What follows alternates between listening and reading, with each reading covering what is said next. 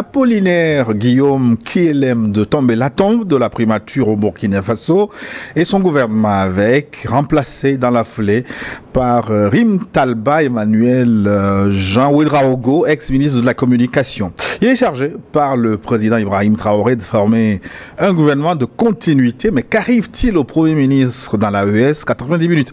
Pour en parler avec nos consultants déjà confortablement installés au plateau, Luc Kouméabalo Abaki est avec nous. Bonjour Luc. Bonjour Gilles, bonjour à tous nos fidèles téléspectateurs. On se retrouve encore une fois pour décortiquer l'actualité. C'est un grand plaisir. Luc Abaki, journaliste, analyste politique, écrivain, directeur de l'Institut africain, Institut panafricain d'études stratégiques et géopolitiques, en compagnie de celui qui ne bouge pas.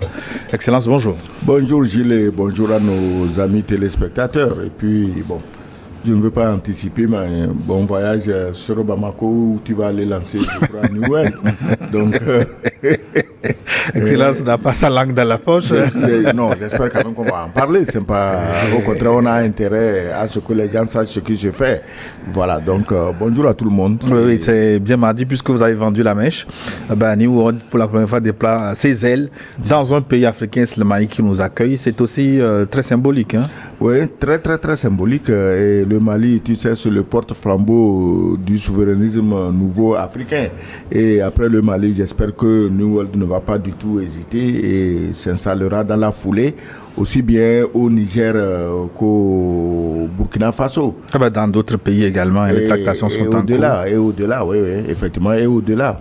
Et merci infiniment aux autorités maliennes d'avoir accordé cette licence de déploiement des bouquets.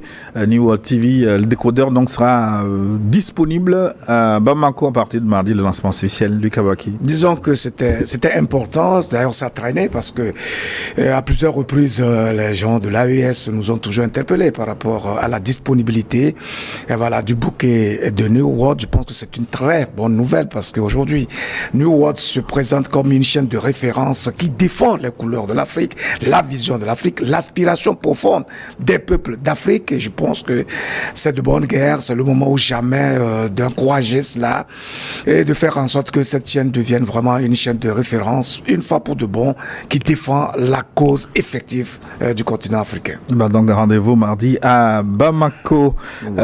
Burkina Faso, c'est le sujet du jour. Pourquoi Ibrahim Traoré fait tomber de Tombela et son gouvernement? Si vous nous suivez en direct ce dimanche, vous pouvez contribuer à la richesse de cette émission. Vous connaissez le principe, envoyez-nous un message via WhatsApp, plus 228 96 08 43 43. C'est le numéro pour nous atteindre. Je me ferai le plaisir de relayer votre contribution dans la seconde partie à partir de 13h10. Si c'est en différé que vous nous suivez, c'est le moment de nous protéger avec votre pouce. Likez cette émission. Abonnez-vous à notre chaîne si ce n'est pas encore fait. Commentez abondamment cette émission. Et puis, partagez New World Forum pour porter loin la voix de l'Afrique qui change. Luc Abaki, après le Mali et Choguel Maïga, le Burkina limoge son Premier ministre, Apollinaire Kielem Guillaume de Tombela. Est-ce que c'est un bon signe pour la stabilité des nouveaux régimes en guerre contre le terrorisme et l'impérialisme? Est-ce que c'est un bon signe? Écoutez, en réalité, je pense que le départ d'un Premier ministre n'est pas un problème en soi dans une gouvernance d'État, puisqu'en réalité, celui qui détient les manettes de la gouvernance d'État, c'est le président de la République, à qui le peuple confère le pouvoir pour définir une vision et faire en sorte à créer un creuset dans lequel l'ensemble de la population pourrait se retrouver. Et de ce point de vue, il essaie de s'organiser pour nommer un Premier ministre qui sera chargé d'implémenter, lui, sa vision. Et donc, si en cours de parcours, il observe qu'il y a des manquements ou il voit que l'équipe en place patine ou en tout cas, il a envie de jeter encore du dynamisme dans son action, libre à lui, dans son pouvoir discrétionnaire, de changer l'équipe. Je pense que c'est cette dynamique qui est amorcée dans les pays de l'AES, notamment au Mali et au Burkina Faso. Et c'est une très bonne chose de renouveler à chaque fois les énergies parce que chaque fois que on vous confère une nouvelle mission, vous êtes plus motivé, vous êtes plus engagé. Ce n'est pas une punition en soi lorsque on demande à un Premier ministre de changer de main ou on fait descendre un ministre. C'est vrai que dans l'imagerie collective, on a tendance à penser que c'est une punition. Non, le président de la République a le droit et même le devoir de renouveler les énergies autour de lui et de faire en sorte qu'il y ait un dynamisme permanent dans l'action gouvernementale, de sorte qu'il puisse atteindre des résultats optimaux qui permettent justement au peuple de se sentir dans les actions qui sont menées au sommet de l'État. Donc je ne crois pas qu'il y ait un problème particulier, d'autant plus que c'est une équipe de la continuité qui est encore recherchée. On ne peut que souhaiter bon vent au nouveau Premier ministre et que la nouvelle équipe puisse véritablement poser des actions dans lesquelles le peuple burkinabé se retrouve. Oui, excellence. Pour Lucas Baki, c'est une injection de sang nouveau. C'est comme en football. Dans une équipe, on peut faire un remplacement de joueur parce qu'il est fatigué, ou parce qu'on a changé de système de jeu, ou parce qu'on a un but à remonter, ou un score à conserver. On change d'équipe. Est-ce que vous voyez les choses de la même manière? Ou vous y voyez une petite instabilité politique? Tu sais, quelle instabilité politique? Moi, ce qui me fait rire, c'est quoi? Gilles, là où tu es, si demain j'apprends qu'on t'a nommé ministre, je serai très content, je vais t'appeler, je vais te congratuler, te féliciter, dire toutes les gentillesses que tu aimerais bien entendre dans l'espoir, comme on dit chez nous, d'une suite favorable. On ne sait jamais, avec un ministre, on a des intérêts. Un conseiller particulier, pourquoi pas? Voilà. Maintenant, on te nomme, je te félicite, et puis le jour où on t'enlève, je dis, pourquoi on l'a enlevé? Mais j'aurais dû poser la question, pourquoi on t'avait nommé? Personne ne demande jamais pourquoi on a nommé le Premier ministre tel.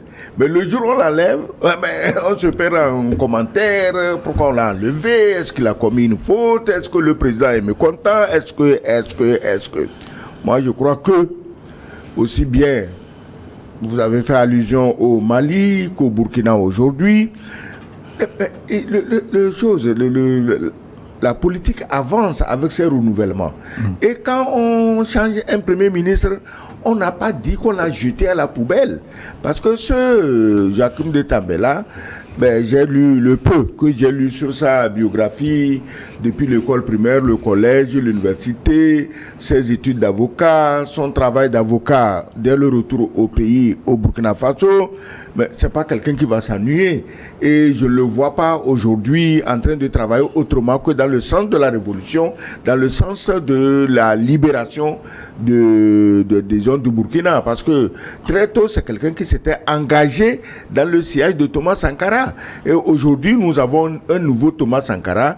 Donc, quelqu'un qui s'est battu hier pour Thomas Sankara ne peut pas aujourd'hui se battre contre Ibrahim Traoré. Donc, si on l'a changé, il doit avoir des raisons. Et je crois que dans la suite du débat, on peut voir les raisons, parler des raisons visibles et des raisons invisibles. Parce qu'en politique, on ne dit pas tout.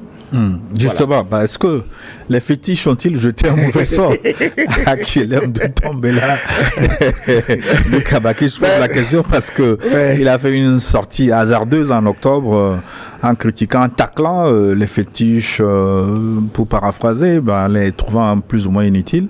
Est-ce qu'il a été limogé pour cette raison-là? On ne peut que verser dans les conjectures, parce que, comme on le dit, la nomination du Premier ministre, son maintien ou son limogeage appartiennent au pouvoir discrétionnaire du président de la République. Il ne sent pas le besoin de se justifier. Néanmoins, c'est vrai que, en tant qu'observateur, et lorsque un homme politique de la trempe du Premier ministre tient un langage qui semble même créer une forme de division au sein de la population, bien sûr que on peut craindre qu'il puisse perdre son poste, parce qu'en réalité, le Burkina Faso, c'est un peuple, je vais dire, traditionnel, qui a donc ses adorations, qui a son obédience religieuse, qui est attaché à la spiritualité comme il peut. Et donc, lorsque vous êtes à un poste aussi stratégique que celui du Premier ministre, vous êtes obligé de prendre une position transversale dans laquelle l'ensemble de la population va pouvoir se retrouver. C'est-à-dire que vous n'avez pas le droit de tenir des langages clivants. tendant à stigmatiser ou ostraciser une frange de la population pour son obédience religieuse, sa foi religieuse, etc., etc. Bon, je pense que c'était effectivement une erreur, sinon une faute. Oui. Une faute, Il a reconnu d'ailleurs en présentant ses excuses. Absolument, absolument. Et ça, c'est de bonne guerre, c'est une bonne position. Lorsque vous avez un lapsus ou un langage un peu abusif, mais quel que soit votre poste, bon, il faut bien reconnaître que vous avez fait une erreur et c'est une bonne chose. Maintenant, est-ce que cela a suffi pour justifier son limogeage? On ne saurait le dire. Encore une fois, c'est le président de la République qui peut, s'il veut bien, expliquer pourquoi il a senti la nécessité de changer cette équipe-là. Donc, dans tous les cas, le Burkina Faso regorge quand même de plus de 24 millions, de près de 24 millions d'âmes. Et lorsque vous arrivez dans ce lot-là à occuper un poste à ce niveau-là et vous faites jusqu'à 2 ans, je pense que c'est un privilège et il faut bien que d'autres mains viennent et monnayer leur talent et de sorte que, bon voilà, toute la dynamique qui est amorcée puisse être en continu et qu'on ait des résultats recherchés pour la révolution déjà enclenchée dans ce pays. Excellence, le dominateur commun de ces deux premiers ministres de la ESDMI, Choguel Maïga et Kyelem de Tombela, la langue. Hein. Oui, tu sais, la langue, moins tu parles, mieux ça vaut hein, en politique. C'est pourquoi j'admire beaucoup, même si souvent ça ne répond pas complètement à mon caractère personnel. J'admire beaucoup les gens qui se taisent. Parce que moins tu parles, moins tu as de problèmes. En politique, c'est comme ça. Malheureusement, ça dépend de quoi tu parles. Et quand il s'agit des croyances, je crois qu'un homme ou une femme à un niveau politique donné doit éviter des débats ou bien des propos frustrants. Cette histoire de bon, c'est les traditions, les gris-gris, ça sert à quoi? Et que pourquoi les colons, pourquoi ils n'ont pas pu résister aux colons? Quand quelqu'un parle comme ça, je me dis qu'il a une ignorance très profonde de ce qui s'est passé. Ce n'est pas Dieu qui défend les peuples. Si Dieu devait descendre pour défendre les peuples, aucun peuple n'aurait été colonisé puisque nous sommes supposés être tous des enfants de Dieu. Aujourd'hui, qu'est-ce qu'on dit? Les gens le disent comme des boutades, ça fait rire. On dit mais que les Africains sont à genoux devant le Dieu d'Israël qui va les protéger, alors que Israël se protège avec des bombes atomiques. Donc quand quelqu'un dit mais pourquoi si ces gris-gris marchaient, pourquoi on a pu vous coloniser? Mais c'était les armes. Les gris-gris n'étaient pas conçus pour faire la guerre. Ils étaient conçus pour protéger les populations. Et en plus aujourd'hui, en réalité en Afrique, quand on dit par exemple au Togo, 30% de chrétiens, 24% de musulmans et le reste animistes. Non, en fait nous sommes 100% animistes. Ce que j'ai dit, si quelqu'un n'est pas d'accord, eh ben, il vient au débat, on va lui dire ce qui se passe. Donc nous sommes en réalité, c'est pourquoi quand je vois des gens au nom de telle ou telle religion en train de vouloir dénigrer les pratiquants des religions traditionnelles, je dis c'est du mensonge et de l'hypocrisie. Parce que nous sommes tous plus ou moins attachés à nos racines et nous croyons en cela. Malheureusement, aujourd'hui, nous sommes dimanche, il y a des endroits de culte où quand tu vas, quand l'officiant a fini tout son charabia, personne ne fait rire ni applaudir personne, il fait une virée pour insulter les animistes. Il ne faut pas faire comme les gens de Satan, machin. Tout le monde peut être pour Satan, sauf les animistes. Les gens qui n'adorent pas Satan, c'est les animistes. Le reste là, c'est un mélange indigeste des pratiques ésotériques venues de tous les coins du monde, de tous les peuples. On a mélangé. Tu prends la Bible, c'est un mélange incroyable de pratiques, de telle culture, de ceci, de cela. Donc les animistes sont les seuls qui travaillent loin du diable. Donc moi je crois que... Mais Excellence, la réclamation de la souveraineté, comme c'est le cas de ces pays, est-ce que ça ne devait pas rimer avec un retour justement aux valeurs endogènes critiquées malheureusement par Kyelem de Tombela? Le retour aux valeurs endogènes est obligatoire pour l'Afrique. Il faudrait qu'on essaie les Africains pour leur expliquer sur quoi est basé le développement dans les pays européens, en Amérique, dans les pays asiatiques. On ne se développe pas comme ça au hasard parce qu'on a découvert telle machine, on a inventé telle autre. D'ailleurs, la découverte, l'invention des machines, ça part d'abord de la spiritualité. Je ne sais pas pourquoi les Africains ont des problèmes à comprendre ça. Maintenant, les Africains manipulent des religions qui ne sont pas leurs religions et le plus grave, c'est qu'ils ne comprennent rien à ces religions. Ils ne comprennent rien. Combien de chrétiens au Togo ici peuvent te dire en fait le Christ, comment ça s'est passé, c'était quoi l'objectif du Christ? Ou même les musulmans, combien peuvent te dire comment l'islam est né, comment il fonctionne? C'est pourquoi dans les pays arabes, quand on voit les noirs musulmans, mais ça fait rire un arabe de souche. Parce qu'il se dit, mais les gens là, ils cherchent quoi dans cette affaire-là? C'est pas leur affaire. Nous avons notre affaire. Nous avons nos croyances. Nous devons les respecter. Maintenant, si tu ne les respectes pas, c'est ton droit. En matière de croyances, franchement, il faut éviter de forcer les gens. Le prosélytisme, c'est ma religion qui est la meilleure. Mais toi, tu n'es pas encore mort. Tu n'es pas encore allé au ciel pour voir si tu vas aller au paradis juste parce que tu étais de telle ou telle religion. Donc, à partir de ce moment, nous sommes sur le même pied d'égalité. Musulmans, bouddhistes, shintoïstes, chrétiens, animistes, nous sommes exactement sur le même pied d'égalité. Après la mort, on verra. Mais comme personne n'est revenu après la mort, même Jésus qui est revenu après la mort, il ne nous a pas dit, pendant les 3 jours qu'il est parti là, avec son père, ce qui s'est passé. Il n'a jamais dit ça. On ne sait pas ce qui s'est passé, mais il est revenu à la vie. Mais comme nous tous, nous avons peur de la mort et que chacun veut la vie éternelle, je ne sais même pas si finalement ça ne les ennuie pas de vivre éternellement. Et nous avons peur de la mort. Donc on dit, il a ressuscité, donc nous tous on va aller là-bas, on va ressusciter après la mort. La résurrection, les grâces ne sont pas gratuites, elles ne sont pas automatiques. Tout dépend de comment tu as vécu sur terre. Et je crois que c'est là que les animistes ont leur importance. Ils évitent certaines choses. Mais les religions où on fait guerre sainte, on tue les gens. On fait les croisades, on tue les gens. Et après, on vient nous dire que bon, c'est ces tueurs et égorgeurs-là qui vont aller au paradis. Quel paradis? Luc, je vous renvoie la même question. Si on ne veut plus des bases militaires des autres, de la langue des autres, des médias des autres, etc., finalement, il faut qu'on pose la question aussi, est-ce que la religion des autres, ça peut arranger? En réalité, tout devrait commencer par la question de la religion en Afrique. En réalité, qu'est-ce que c'est que la religion? On crée la religion pourquoi? Ou du moins la pratique spirituelle pourquoi? Justement parce que nous sommes conscients que nous sommes rattachés à un invisible que nous ne maîtrisons pas et nous ne pouvons que garder une connexion avec cet invisible-là parce que c'est à partir de l'invisible que le visible se crée et s'active. Vous voyez?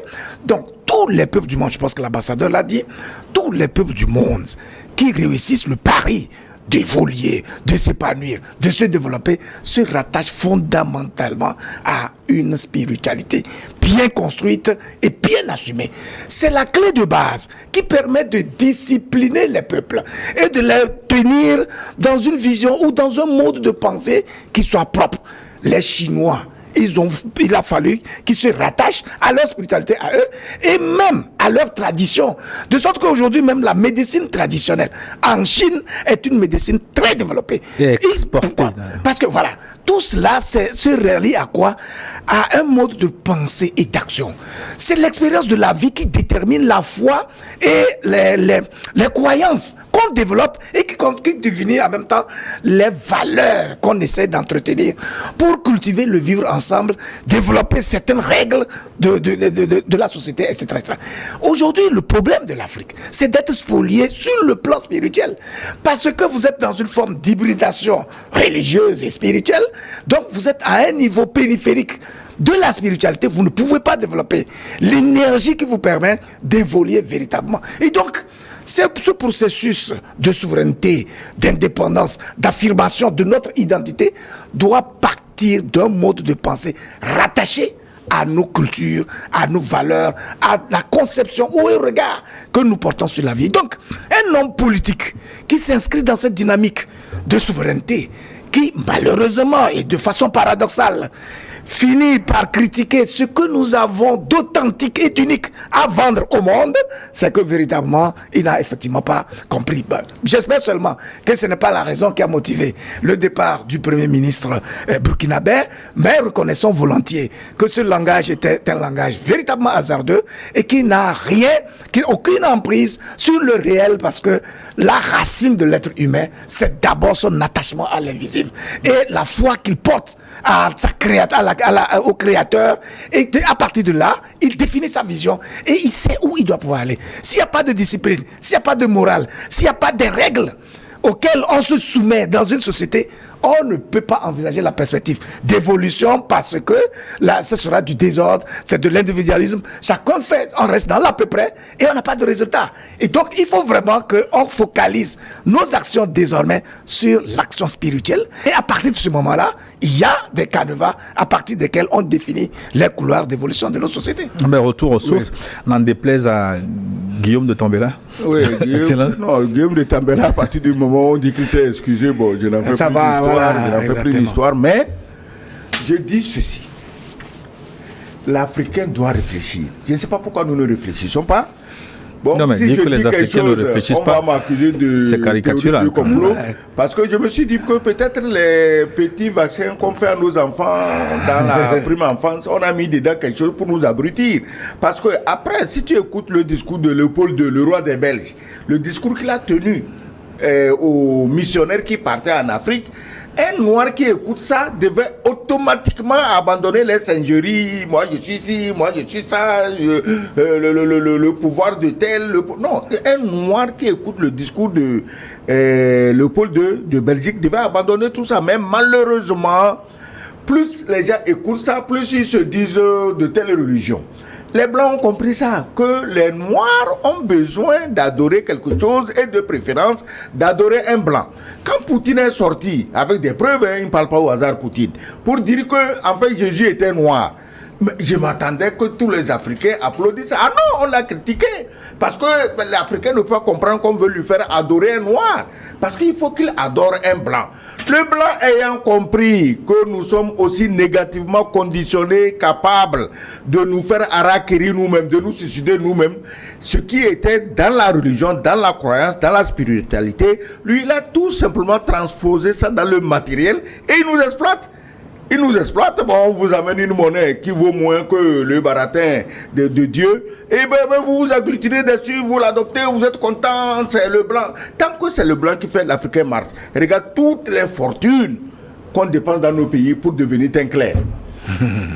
Comment tu expliques ça? Parce qu'on veut ressembler aux blancs. On achète des cheveux brésiliens, dit-on. Très cher d'ailleurs. Hein? Très cher d'ailleurs. Ah ouais. Très cher. Et des cheveux indiens. Et les cheveux indiens, mais c'est de pauvres gars qui, affamés, vont vendre les cheveux pour pouvoir s'offrir un beignet et manger dans la journée. Et le noir est prêt à prendre les cheveux de ce pauvre gars. Encore le pauvre gars, ça va. Des cadavres. Il met ça sur la tête et il frime devant ses soeurs. Mes amis, tant que les Africains sont englués dans ces complexes-là, c'est difficile parce que si on vient, on charge les blancs. Hein, mais il faudrait qu'un jour qu'on revienne à nous-mêmes pour dire comment nos propres manquements concourent à nous enliser dans la misère, dans le sous-développement, dans l'inculture, dans l'ignorance. C'est nous-mêmes. C'est nous-mêmes aussi. Donc moi je crois que tous les Africains sont animistes. Même Guillaume de Tambela, je suis sûr que il lui arrive en priant de dire le nom de son père ou son grand-père défunt, sa mère ou sa grand-mère défunte. Il le fait. C'est ça l'animisme. Nous, on croit à nos morts. À nos ancêtres enjeulisés. Au fait, c'est-à-dire que je ne sais pas pourquoi on n'est pas aussi vigilant. Est-ce qu'on se pose la question de savoir pourquoi le colon, pour venir dans nos pays, a d'abord envoyé des gens pour nous faire douter de nos croyances et d'insérer dans nos modes de vie une autre façon d'adorer Dieu. C'est à partir de là que vous coupez. Il y a une forme de césure entre vous et la connexion nécessaire que vous devez avoir avec le spirituel. Voilà pourquoi on a envoyé des missionnaires qui sont venus d'abord nous amener à douter de nos religions et de tout ce qu'on a comme patrimoine spirituel, nous permettant de nous sentir fiers d'appartenir à quelque chose de pérenne. Voilà la clé de base qui a permis donc aux colonisateurs de semer la zizanie, le désordre et donc de parvenir à nous coloniser jusqu'aujourd'hui. Tant qu'on n'a pas des racines profondes, rattachées à quelque chose d'élevé, de véritablement spirituel, de grand dans notre esprit, évidemment tout ce que nous faisons sera toujours dans l'à peu près parce que notre connexion n'est pas suffisamment imbibée dans une forme de vitalité spirituelle. Vous voyez? Donc je pense que ce sujet est extrêmement important et il va falloir qu'on commence à reparamétrer notre mental et à comprendre que sans une dimension spirituelle, on ne peut véritablement rien faire de grand et d'élevé. Cela dit, je voudrais qu'on revienne au bilan de Guillaume de Tambela. Il a fait 2 ans à la tête du gouvernement burkinabé. Est-il positif ce bilan? Oui, je vais parler du bilan de Guillaume de Tambela, mais je voulais ajouter quelque chose. Quand il parlait de la spiritualité, disons endogène, il a parlé de la médecine. Mais il faut aller en Chine ou en Inde pour comprendre comment la médecine traditionnelle marche. Hier, j'ai suivi un gars, un Ivoirien, qui fait dans la médecine traditionnelle avec les herbes, les plantes. Il dit qu'il revient d'un voyage en Asie. Il était en Chine, à la frontière avec l'Inde, avec la Birmanie, tout. Et il dit que les Chinois qui sont au top de la médecine traditionnelle avec les plantes reconnaissent que l'Afrique a des plantes autrement plus puissantes que ce qu'ils ont chez eux. Tout à fait. Et maintenant, nous, on est allé à l'école, on devait, disons, utiliser ces plantes, les travailler. Maintenant, nos médecins même sont formés pour être contre la médecine traditionnelle. Tu lui dis, j'ai pris ça, il dit, faut pas, il y a la posologie, fais attention. Bon, d'accord, il y a la posologie. Toi, tu es allé à l'école, tu es devenu docteur. Toi, tu es allé à l'école, tu es devenu pharmacien. Pharmacien, pourquoi tu ne te penches pas sur la posologie de ces plantes pour proposer à ton peuple des médicaments qui vont les soigner? On préfère boire les produits chimiques parce qu'ils sont européens, parce que ça vient de tuer les blancs. Et on amène maintenant Covid-19, on vous balance les pires conneries sous pratiquement menace. Et aujourd'hui, tout le monde voit qu'on avait été abusé. Alors que dans ce pays, dans nos pays ici, les gens avaient des formules avec des plantes pour traiter le Covid-19. Mais si tu dis ça, tu es foutu. C'est comme le sida. Si tu dis je traite le sida, mais tu es foutu. Tu comprends? Donc, il faut revenir à cette spiritualité endogène et que cela va nous libérer sur le plan médical, sur le plan économique, sur le plan scientifique. On néglige même, il y a des jeunes en Afrique qui peuvent découvrir et inventer des choses extraordinaires. Mais personne ne leur accorde d'importance. Il faut qu'on dise que c'est le blanc. Tu vois les Africains en train de danser, le blanc est venu, Yovo va nous sauver. Yovo va vous sauver, mais vous avez avec vous vos propres enfants qui sont 100 fois plus intelligents que le Yovo qui vous fait danser parce qu'il va vous sauver. Mais je crois que c'est un débat. Il faudrait qu'à tous les niveaux, ce débat soit ouvert pour que les gens commencent à se réveiller. Oui, retour au bilan de Tambela. Retour au bilan de Tambela. Lui particulièrement, je n'ai pas vu les choses, mais je fais le bilan de tout le gouvernement depuis qu'il est là jusqu'à aujourd'hui. Et quand on voit les performances du Burkina dans tous les domaines, dans le domaine militaire, leur capacité, leur équipement et leur capacité de riposte face aux terroristes, quand on voit les réalisations qu'ils sont en train de faire sur le plan agricole, sur le plan industriel, j'espère que à Bamako, il y a déjà les boîtes de tomates fabriquées au Burkina. Il faut nous en amener 2 ou 3. Mais sur le plan industriel, sur le plan médical, ils construisent des hôpitaux. Quand tu vois ce bilan, c'est vrai, c'est le président, mais on ne peut pas négliger le rôle que joue le Premier ministre dans la réalisation de ce bilan. Donc personnellement, je me dis que le rôle de Apollinaire de Tambela est un rôle vraiment positif. Il a accompagné le président Ibrahim Traoré dans la bonne direction. Ils ont fait un très bon travail et c'est pourquoi je disais à l'entame ici que même en partant, vu son parcours, son expérience et tout, il ne peut pas abandonner la révolution, il ne peut pas abandonner la lutte légitime du peuple burkinabé pour sa souveraineté complète. Donc, bilan positif. Le Kabaki, le Burkina change-t-il positivement? Absolument, non, ça, il faut le dire. Je pense qu'il y a beaucoup d'actions intéressantes au Burkina et c'est en cela que nous sommes confiants que la dynamique révolutionnaire qui est donc enclenchée dans les pays de l'AES va aller de l'avant et elle va vraiment inspirer beaucoup de pays dans notre sous-région. Parce que au Burkina précisément, c'est vrai, vous parlez du bilan de Tambela, mais c'est une dynamique d'ensemble. C'est une question d'écosystème politique concret. Et je crois qu'en cela, le premier comptable justement des résultats auxquels le Burkina est en train d'arriver aujourd'hui, c'est le président Ibrahim Traoré, qui est un orateur fin, et qui sait tremper sa parole dans les valeurs endogènes et qui mobilise justement les consciences autour de sa vision. Et à partir de ce moment-là, le Premier ministre qui est chargé justement d'implémenter cette vision-là ne fait que coordonner l'action gouvernementale de sorte que tous les points définis puissent être véritablement matérialisés. Aujourd'hui, il y a une lutte farouche contre la corruption. Vous savez que le procès contre ceux qui ont détourné des milliards au ministère des Affaires sociales et de l'humanisme a commencé. Et il y a beaucoup d'autres choses qui sont enclenchées et qui permettent justement à la population burkinabé de comprendre que ces dirigeants sont là dans son intérêt. C'est ça l'important en vérité. C'est-à-dire que au-delà du génie qu'un dirigeant peut avoir, c'est sa capacité à mobiliser la masse, la conscience autour de ce qu'il veut pour l'ensemble de la masse. Une fois que le dirigeant parvient à convaincre la population qu'il est là pour lui et qu'il travaille, il fait en sorte à le mettre dans sa responsabilité. Et chaque citoyen comprend que chaque action qu'il mène contribue à créer l'écosystème idéal dans lequel l'ensemble de la population va évoluer.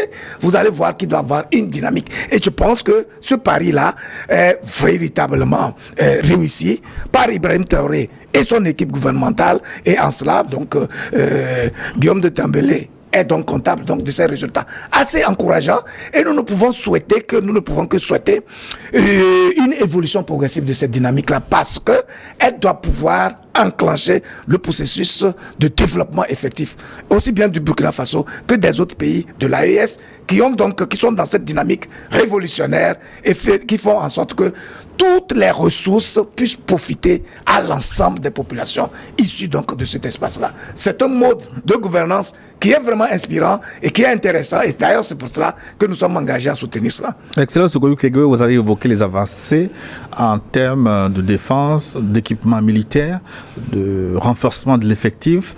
C'est bien, mais est-ce que le Burkina, en tout cas les pays de l'AES, est-ce qu'ils n'ont pas intérêt à insister sur cet aspect? Parce qu'on voit ce qui est arrivé aujourd'hui à comment il s'appelle? Oui, Bachar el-Assad, chassé du pouvoir par les islamistes. Ça veut dire que, comme Ibrahim Traoré l'a dit, ils doivent se préparer pour une guerre de longue haleine et renforcer les effectifs parce que l'ennemi peut revenir à tout moment. Oui, c'est pourquoi au Burkina, j'ai entendu Ibrahim Traoré dire que quiconque pose des actes pouvant entraîner une perte de vie humaine doit être sanctionné. Pourquoi on dit ça? Mais c'est la guerre. On achète l'équipement et c'est le peuple burkinabé qui met son argent. C'est pas l'argent de aide au développement, non. Ça c'est fini là-bas depuis le jour là. Parce que quand on cesse de crétiniser un peuple avec l'aide au développement, ils se réveillent. Donc ils se sont réveillés et ils travaillent et ils se cotisent et ils achètent leurs armements. C'est pas la peine qu'on laisse des petits corrompus, officiers ou soldats ou autres ou civils. C'est aussi surtout les civils chez qui la corruption est un sport national. C'est pas la peine qu'on les laisse détourner ça pour mettre dans leur poche. Je crois que la lutte de longue haleine ne peut tenir et ne peut dissuader les terroristes. J'étais dit qu'il n'y a pas de terroristes. Les terroristes originaux ont été vaincus au Mali, au Burkina et au Niger. Maintenant, c'est les terroristes mercenaires. Et il y a dedans des Noirs, des Blancs, des Arabes, des terroristes mercenaires qu'on leur envoie. C'est eux qui leur causent des insomnies. Donc, ils doivent s'armer jusqu'aux dents. On doit même, moi je crois que même les femmes, les jeunes, j'ai dit ça ici la dernière fois, les jeunes, tous, ils doivent être militarisés et lutter pour leur peuple. Regardez l'État d'Israël. Ils sont combien ces Israéliens? La superficie, ils sont combien? 28 000 ou 30 000 km². La population, ils sont combien? Regarde comment ils tiennent en respect tout un monde autour d'eux. Je crois que nos pays, s'ils veulent survivre, doivent s'inspirer de ces schémas d'autodéfense. Sinon, si vous comptez sur quelqu'un, vous êtes mort. Parce que celui sur qui vous comptez, c'est lui qui veut justement vous exploiter, vous saigner, comme ils l'ont toujours fait. Donc moi, je crois que tu as parlé de Assad. Assad qui, il y a je ne sais pas combien, 4 ou 5 ans, avait été sauvé in extremis par le président Vladimir Poutine. Je ne sais pas, cette fois-ci, qu'est-ce qui n'a pas fonctionné, mais est-il que si Assad avait profité de ce répit pour s'équiper et mieux former ses troupes, ce qui arrive ne serait pas arrivé. Donc, nous devons, les pays du Sahel, doivent s'inspirer de ça et se dire, il ne faut jamais baisser les bras. Ils doivent se conduire à la limite comme Kim Jong-un en Corée du Nord. Toutes les forces sont concentrées sur l'armement, jusqu'à la bombe nucléaire, et tu te fais respecter. Luc Abaki, oui. Quelle leçon tirer de la chute de Bachar el-Assad au Sahel? Non, mais écoutez, je pense que c'est un principe général, hein, même pour nos vies individuelles. Le fait de commettre l'erreur de compter sur autrui, autrement que sur soi, est une erreur grossière. Et donc, par principe, si nous comprenons très bien que nous existons sur cette terre pour d'abord étudier notre environnement et faire en sorte à utiliser des outils dont nous disposons pour nous garantir notre vie, il suffit d'élargir cela au contexte de la nation, de nos comités, pour comprendre que le principe de base, c'est de voir le potentiel dont nous disposons d'abord. Et comment veut le valoriser, le capitaliser pour en faire un bouclier qui nous sécurise en bonne et due forme. C'est cette politique-là qui est en train d'être menée aujourd'hui au Sahel, et les dirigeants de l'AES ont bien compris qu'ils ne peuvent plus vivre par procuration, qu'ils ne peuvent plus compter sur ceux-là qui ont tendance à nous flatter, à nous dire « Ah ben oui, on va essayer de vous aider sur le plan de la sécurité, sur le plan de l'économie, etc. » Et donc nous dormons sur nos lauriers en pensant que oui, il suffit de serrer la main à un président de l'Occident et d'être dans ses bonnes grâces pour avoir la vie sauve. Mais écoutez, après plus de 60 ans d'indépendance, nous comprenons donc que c'est un schéma qui ne peut pas marcher. Au contraire, on nous spolie et on ne s'appartient véritablement pas. Et je reviens encore sur la dimension spirituelle de tout ceci, parce que l'ambassadeur parlait tout à l'heure du peuple d'Israël aujourd'hui. Mais pourquoi ce peuple-là a autant d'influence sur le monde? C'est parce qu'il a été convaincu qu'il est le peuple de Dieu. Et à partir de ce moment-là, il a la conviction, il se dit que Dieu étant extrêmement puissant à tout point de vue, chaque citoyen pensant qu'il est donc le fils de Dieu, etc., agit comme Dieu. Voilà notre vocation à nous tous. C'est-à-dire que si nous comprenons que nous sommes une continuité de Dieu et que nous devons pouvoir grandir pour avoir la dimension de ce Dieu-là, peut-être ne pas l'atteindre, mais tendre vers lui, nous comprenons que nous avons un rôle important à jouer dans nos sociétés. À partir de ce moment-là, que tu sois dirigeant ou un valet, un citoyen lambda, ce qui est certain, c'est que tu as une part de contribution dans le champ de construction de nos nations. Et l'impact que nous devons pouvoir laisser dans nos sociétés dépend fondamentalement de l'hygiène de vie que nous nous imposons. Et c'est précisément la spiritualité qui impose la discipline, l'hygiène de vie, le mode de pensée, et qui donne en son tour l'inspiration et les idées fécondes que nous pouvons avoir, à partir desquelles nous allons faire évoluer nos sociétés. Donc, Bachar al-Assad, il est parti sûrement qu'il a fauté, il n'a pas su donc saisir les opportunités, il a été sauvé donc par Poutine entre-temps, mais au-delà de ceci, si entre-temps il s'est dit que oui, j'ai Poutine, à tout moment, il va toujours me sauver, alors là, il a dormi sur ses lauriers, voilà. Et à un moment donné, malheureusement, vous tombez comme ça parce que celui-là qui vous soutient a aussi ses préoccupations. Et à un moment donné, si vous devenez une charge, et selon les intérêts du moment, et puis lâcher prise, et je pense que c'est la leçon qu'on doit tirer, qu'il ne faut véritablement pas mettre toute notre vie, notre foi, notre confiance en autrui, parce que l'énergie et la force que nous avons en nous dépassent même la bombe nucléaire, si nous travaillons pour la développer, justement. Oui, mais pour terminer cette première partie, de toutes les façons, est-ce que l'environnement n'est pas plutôt favorable pour l'AES aujourd'hui, avec le Tchad qui commence par muscler son discours, le Sénégal qui remue la queue, au Ghana, votre ami Anana Akufo-Addo vient d'être remplacé à l'issue de la présidentielle de samedi avec le retour de Mahama. Est-ce que ce ne sont pas plutôt de bonnes nouvelles qu'on devait exploiter ces pays de l'AES? Et au Burkina avec le nouveau Premier ministre, comment il s'appelle déjà, Rim Talba, Jean-Emmanuel Ouedraogo, pour pouvoir justement... L'AES a le vent en poupe. Tous les alignements d'étoiles sont favorables à l'AES. Et le destin de l'Afrique de l'Ouest est dans l'AES. Ce n'est pas le destin de l'AES qui est dans la foutue CEDEAO. Le destin de l'Afrique de l'Ouest aujourd'hui est dans l'AES. Si les gens ne veulent pas comprendre ça, tu parlais du président du Ghana qui vient de tomber. comme dernier cadeau, avant sa fin, il est allé encore promettre au pauvre Macron. Macron, finalement, il souffre. Hein, parce que les gens aiment lui promettre ce qu'il ne peut pas faire. Il est allé lui promettre, je vais ramener l'AES dans la CEDEAO. Bon, il vient de tomber. On attend patiemment pour voir si son successeur aussi a soif des coups de main sur le perron de l'Élysée, ou bien si c'est un président souverainiste. Le Ghana est un pays souverainiste, on parle de panafricanisme. La source du panafricanisme, du moins en Afrique de l'Ouest, vient du Ghana avec le Sadifo Dr Kwame Nkrumah. Donc j'espère que celui-ci qui vient d'arriver va se réclamer de cette tendance panafricaniste et nous éviter les hontes des décorations bidons, tu vois. Tu te rappelles le vieux nègre, la médaille, on lui donne une médaille, et puis bon, il y a le vent, la tempête, on part, on le laisse là-bas. C'est lui qui a été décoré, hein. On part, on le laisse là-bas. Alors, le vieux méca, comme dit l'histoire. Donc, que les nègres caillent encore sur le perron de l'Élysée pour quémander des décorations bidons en plein 21e siècle. Avec tout ce que nous voyons, j'espère que lui va nous épargner de cette honte-là. Sinon, je voulais dire, je revenais sur l'aspect pour dire, la spiritualité pour dire que, est-ce que tu sais, la Bible de l'hindouisme, la Bhagavad Gita, mais il semblerait, je n'ai pas la preuve, hein, je ne l'ai pas lu, c'est grand comme ça, que le secret de la bombe atomique se trouvait dans la Bhagavad Gita, que les Indiens ont utilisé. Personne n'a dit d'où les Indiens ont pris le secret de la bombe atomique. On sait que les Russes en ont pris chez les Anglais, les autres en ont pris ici, les Einstein et choses, eux, ils ont commencé en Amérique, ils ont fait leurs bombes. Mais les autres pays, comment ça s'est passé? Aujourd'hui, les Africains aussi, s'ils puisaient dans leur spiritualité, ils trouveraient des armes pour pouvoir se défendre. Quand on te parle aujourd'hui des Dogons qui ont des connaissances astronomiques plus avancées même que ce que la NASA fait, tu te dis que si on prend toutes leurs choses, leurs écritures et tout, on va découvrir des formules qui vont nous permettre de nous défendre. Bon, on va s'arrêter là pour la première partie de New World Forum. On va se retrouver dans une quinzaine de minutes avec vos contributions que vous envoyez abondamment au plus 228 96 08 43 43.